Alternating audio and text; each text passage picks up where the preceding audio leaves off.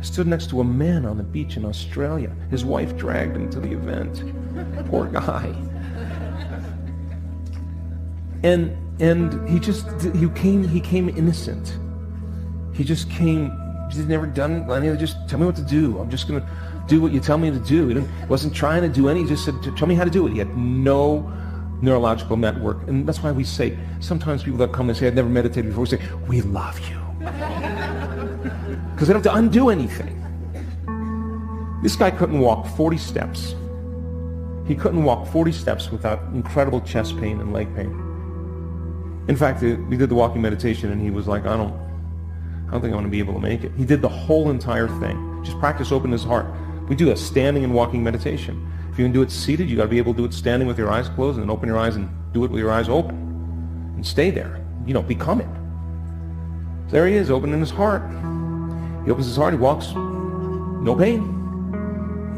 Closes his eyes, then we do it a few times. There he goes, no pain. Then third time, no pain. And then he said to his team leader,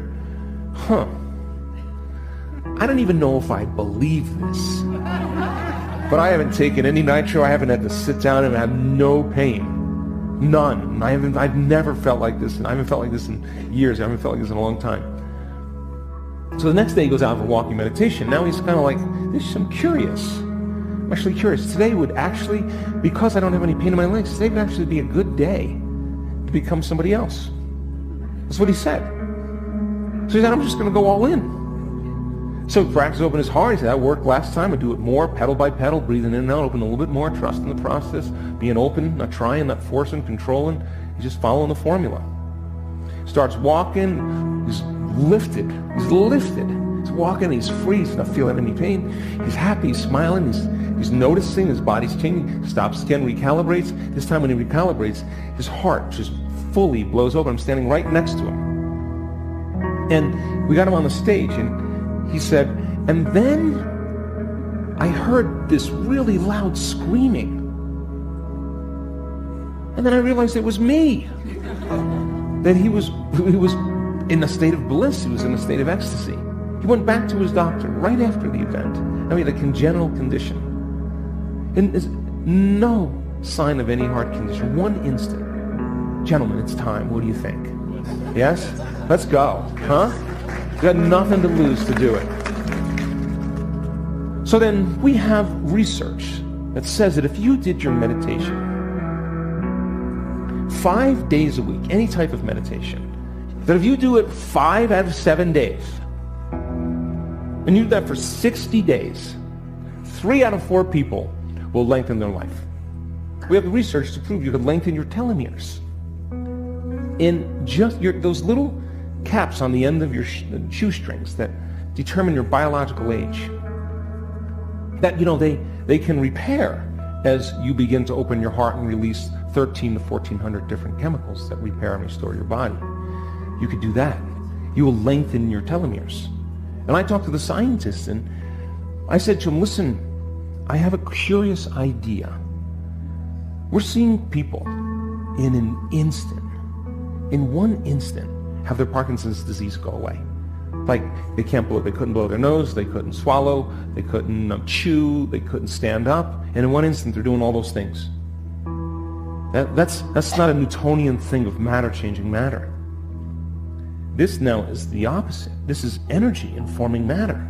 If it's happening in that amount of time, in no time, then it's got to be energy. It's because we're not Newtonian. I said, so I know telomeres are like hair and nails. They take long to grow over time, and research shows that it took 60 days or so to see it change. I said, but this is a quantum thing. Energy is changing matter. In quantum, there's no time if it's happening instantaneously. I said, is it possible, theoretically, that a person who had that incident, there could be a change in their telomeres?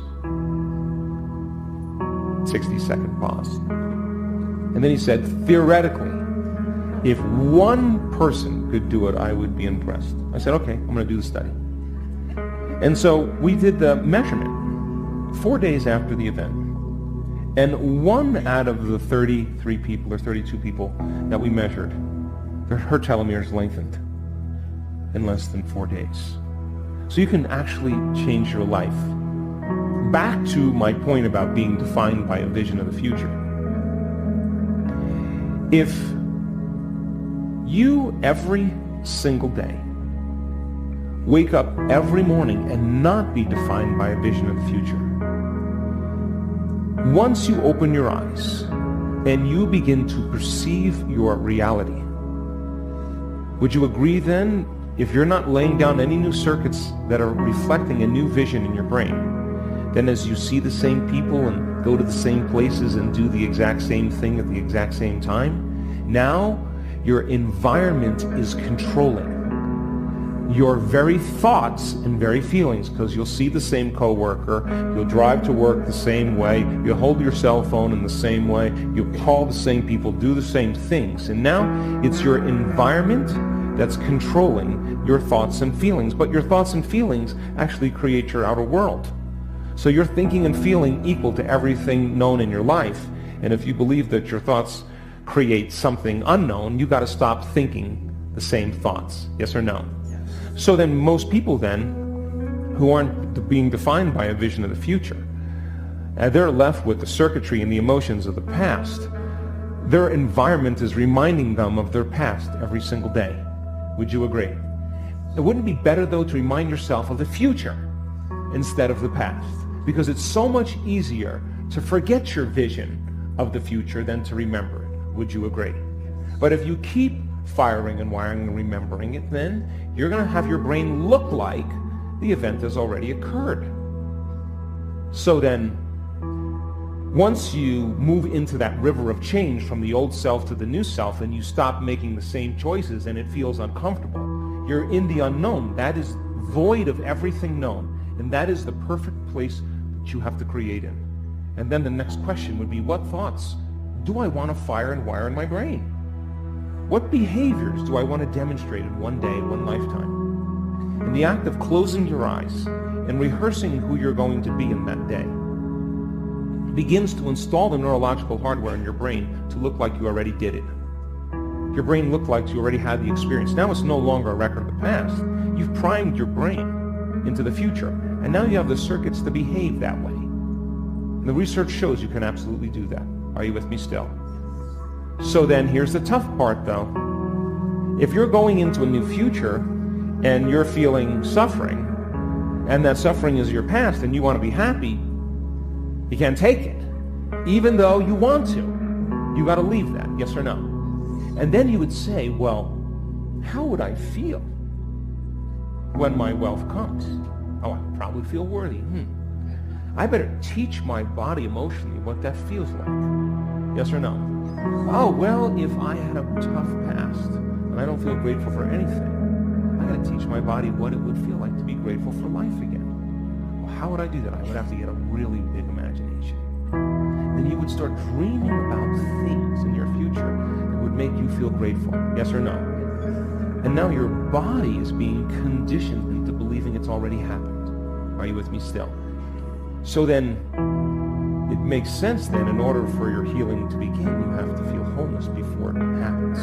Because if you're waiting for the diagnosis to come back to you to say that you're healed, then you're waiting for something in your outer world to change how you feel in your inner world, and you're separate from that experience, yes or no?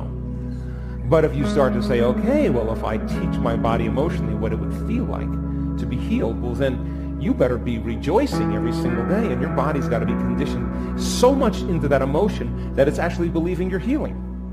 Are you with me still? And you know, people have done that. And every single day, they become familiar with new thoughts. They become familiar with new behaviors. They become familiar with new chemicals and new emotions. And they become a new personality. And those weird and wacky synchronicities are happening all around them. They're no longer the same energy. They're no longer the same person. And many times, the people, their condition, their health condition literally goes away. And you ask them, where is it? They'll tell you it's in the old person. I'm somebody else. I'm just not that person any longer. And my life is so much different. And all they did was cross the river of change.